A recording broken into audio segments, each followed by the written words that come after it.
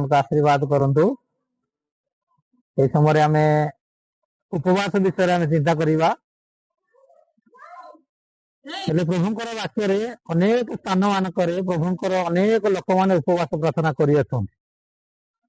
हम जदि प्रभुंकर वाक्य को देखिया बाइबल विषय चिंता करिबा पुरातन नियम रे मूसा 40 दिन 40 रात्रि ईश्वर निकट उपवास सहित बसिवा समय परमेश्वर तांको 10 आज्ञा देले। से पुरातन नियम रे दानिएल पुस्तक रे जतले दानिएल उपवास प्रार्थना से बसिले परमेश्वर तांको अनेक भविष्यत विषय गुड़ी दर्शन द्वारा कौन कले तांको जणैले। पुणी परमेश्वर कौन कले परमेश्वर जड़े दूत दानिएल को 21 दिन आसिक स्पष्ट करी कहले हे दानिएल मु एबे तुमको बुद्धिर कौशल देवाक आसी अछि।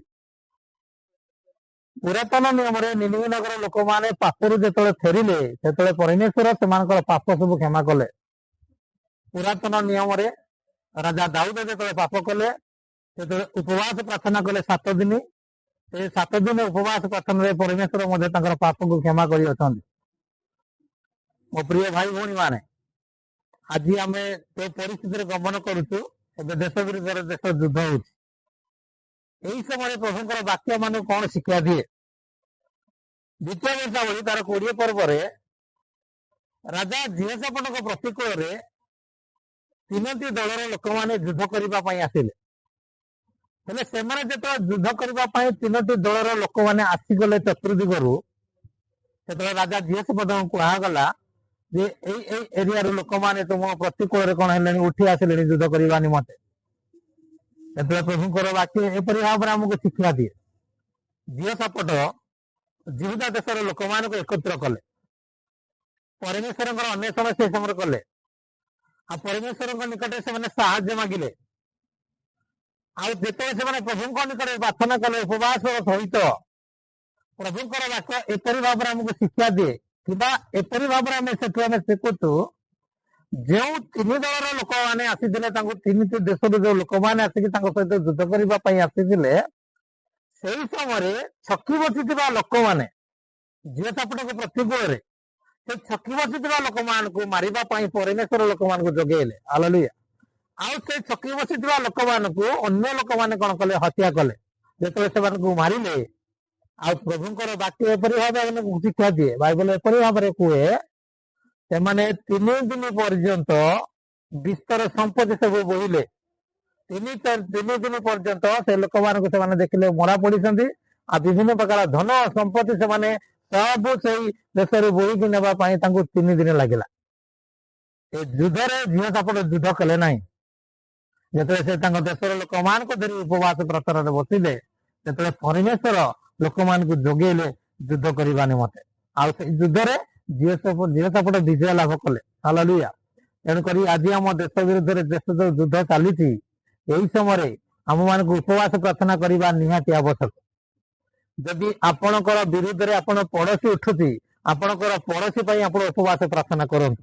जदि आपणकर विरुद्ध रे आपणकर ग्रामवासी मान उठुचंती आपणकर ग्रामवासी लोक मान उपवास प्रार्थना करंतु। जदि आपणकर विरुद्ध रे आपणकर गोष्ठी एवं आपणकर वंशीय लोक मान उठुचंती आपण सेमानक उपवास प्रार्थना करंतु। परमेश्वर सेमानक भितर कार्य करिवे। हालेलुया।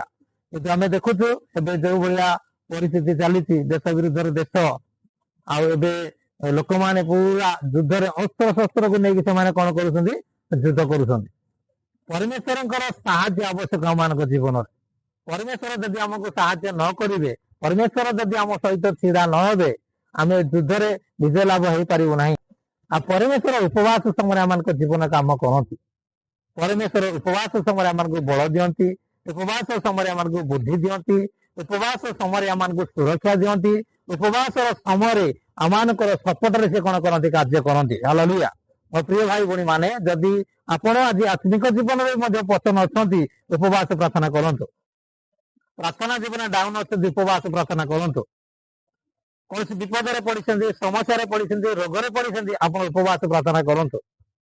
अनेक व्यक्ति मान उपवास प्रार्थना शुणी अच्छा प्रभु। उपवास प्रार्थना अनेक कार्य कौन करे साधन करे। हालेलुया। उपवास प्रार्थना आम कौन करे चार्जिंग करे आम आत्मिक जीवन कौन करे चार्जिंग करे। तेणु करी युद्ध समय आमको उपवास प्रार्थना करने निहाती आवश्यक। ବିପଦ ସମୟରେ ଉପବାସ କରିବା ପ୍ରାର୍ଥନା ନିହାତି ଆବଶ୍ୟକ। ସେଥିପାଇଁ ରାଜା ଜିହୋଶାଫାଟଙ୍କ ଗତିକୋଣରେ ଯେତେବେଳେ ସୈନ୍ୟମାନେ ଆସିଲେ ଯୁଦ୍ଧ କରିବା ପାଇଁ 3ଟି ଦଳ ଆସିଲେ, ସେତେବେଳେ ସେ କାହାର ସପୋର୍ଟ ମାଗିଲେନି, ସେ ପରମେଶ୍ୱରଙ୍କ ସପୋର୍ଟ ମାଗିଲେ। ସେତେବେଳେ ତାଙ୍କ ଦେଶର ଲୋକମାନଙ୍କୁ ସେ ଏକତ୍ର କଲେ, ଆସ ଆମ୍ଭେମାନେ ସଦାପ୍ରଭୁ ପରମେଶ୍ୱରଙ୍କ ନିକଟରେ ଉପବାସ ପ୍ରାର୍ଥନା କରିବା। ଆଉ ତାଙ୍କର ଦେଶର ସମସ୍ତ ଲୋକ ଉପବାସ ପ୍ରାର୍ଥନାରେ ବସିଲେ, ଆଉ ପରମେଶ୍ୱରଙ୍କ ନିକଟରେ ପ୍ରାର୍ଥନା କଲେ। ପରମେଶ୍ୱରଙ୍କୁ ସେ ଅନ୍ୱେଷଣ କରେ, ପରମେଶ୍ୱରଙ୍କର ସେ ସାହାଯ୍ୟ ମାଗିଲେ। ଯେତେବେଳେ ପରମେଶ୍ୱରଙ୍କ ସେମାନେ ସାହାଯ୍ୟ ମାଗିଲେ, ଯେଉଁମାନେ ଛକିକି ବସିଥିଲେ ଏମାନଙ୍କୁ ମାରିବା ପାଇଁ, ସେମାନଙ୍କୁ ମାରିବା ପାଇଁ ପରମେଶ୍ୱର ଲୋକମାନଙ୍କୁ ଯୋଗେଇଲେ। ଆଉ ଏମାନେ ଯେତେବେଳେ ଯାଇକି ଦେଖୁଛନ୍ତି, ମାରିବା ଲୋକମାନେ ହିଁ ମରିକି ପଡିଛନ୍ତି। ହାଲେଲୁୟା। ତେଣୁକରି ମୋ ପ୍ରିୟ ଭାଇ ଭଉଣୀ ମାନେ, ଏ ବାକ୍ୟ ଯେଉଁମାନେ ଆପଣ ମାନେ ଶୁଣୁଅଛନ୍ତି, ପ୍ରଭୁଙ୍କ ପ୍ରିୟ ଭାଇ ଭଉଣୀ ମାନେ କିମ୍ବା ମଉସା ମାଉସୀ ମାନେ କିମ୍ବା ଯୁବା ମାନେ ଯୁବତୀ ମାନେ, ଆମେ ଯଦି ଚିନ୍ତା କରିବା, ଆମେ ମଧ୍ୟ ଯଦି ସେଇ ପରିସ୍ଥିତିରେ ଗତି କରୁଛୁ, କି ଆମ ବିରୁଦ୍ଧରେ ଲାଗୁଛି, ଗୁପ୍ତ ଭାବରେ କି ଆମ ବିରୁଦ୍ଧରେ ଷଡ଼ଯନ୍ତ୍ର କରୁଛି, ଆଉ ଆମକୁ କିଏ ମାରିବା ପାଇଁ ଚାହୁଁଛି, ଆମ ବିରୁଦ୍ଧରେ ଗଣ୍ଡଗୋଳ କରୁଛି, ଆପଣ ସେଇ ବ୍ୟକ୍ତି ମାନଙ୍କ ପାଇଁ ପ୍ରାର୍ଥନା କରନ୍ତୁ। ସେଇ ବ୍ୟକ୍ତି ମାନେ ଉପବାସ ପ୍ରାର୍ଥନା କରନ୍ତୁ। ପରମେଶ୍ୱର ନିହାତି ସେମାନଙ୍କ ଚିନ୍ତାଧାରାକୁ ବଦଳେଇ ଦେବେ। ପରମେଶ୍ୱର ନିହାତି ସେମାନଙ୍କ ହୃଦୟକୁ ବଦଳେଇବେ। ପରମେଶ୍ୱର ନିହାତି ସେମାନଙ୍କୁ କଣ କରିବେ, କଥା କହିବେ। ତେଣୁ କରିକି ପ୍ରଭୁ ଏ ବାକ୍ୟ ଦ୍ୱାରା ଆମମାନଙ୍କୁ ସମସ୍ତଙ୍କୁ ଆଶୀର୍ବାଦ କରନ୍ତୁ। ପ୍ରେଜ୍ ଦ ଲର୍ଡ।